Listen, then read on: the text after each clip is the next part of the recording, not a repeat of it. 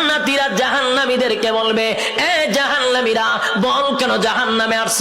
জাহান্নামীরা তখন বলবে, এক নাম্বার কারণ কোরআনে বলেন আমি না।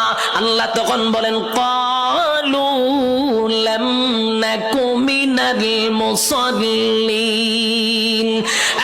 জাহান্নামীরা বলবে, জাহান্নামে আসার এক নাম্বার কারণ হলো ক্বালু লাম নাকু মিনাল মুসাল্লিন। বন্ধু রে, দুনিয়ার জমিনে একই সাথে ব্যবসা করতাম, একই সাথে চাকরি করতাম, বন্ধু একই সাথে আড্ডা মারতাম, সব ঠিকঠাক ছিল, কিন্তু তুই মুসল্লি ছিলি, আমি মুসল্লি ছিলাম না। তুমি নামাজি ছিলা, আমি নামাজি ছিলাম না। তাহলে বলুন তো দেখি, জাহান্নামে যাওয়ার এক নাম্বার কারণ কি না পড়া? আরো জোরে, কি না পড়া? জাহান্নামে যাওয়ার এক নাম্বার কারণ হলো নামাজ না পড়া। ক্বালু লাম নাকু মিনাল মুসাল্লিন। জাহান্নামে যাওয়ার এক নাম্বার কারণ হলো নামাজ না পড়া।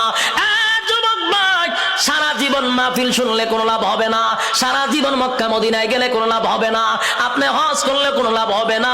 আল্লাহর নবী বলেন, সর্বপ্রথম কিয়ামতের মাঠে হিসাব হবে নামাজের। আউয়ালু মা ইউহাসাবু বিহিল আবদু ইয়াউমাল কিয়ামাতিস সালাহ।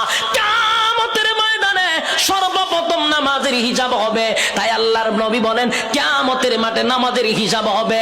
আর জান্নাতীরা জাহান্নামীদেরকে যখন বলবে, জাহান্নামে কেন আসছস? জাহান্নামীরাও বলবে, ক্বালু লাম নাকু মিনাল মুসাল্লিন। নামাজি ছিলাম না, তুই নামাজি ছিলি। যখন আযান দিত বন্ধু ব্যবসা বন্ধ করে তুই নামাজে যাইতি, যখন আযান দিত তুই চাকরি বন্ধ করে নামাজে যাইতি, বন্ধু যখন আযান দিত খেলাধুলা বন্ধ করে নামাজে যাইতি, আমি নামাজে যাইতাম না। তাই আজকে নামাজ না পড়ার কারণে এক নাম্বার কারণ জাহান্নামে আসা।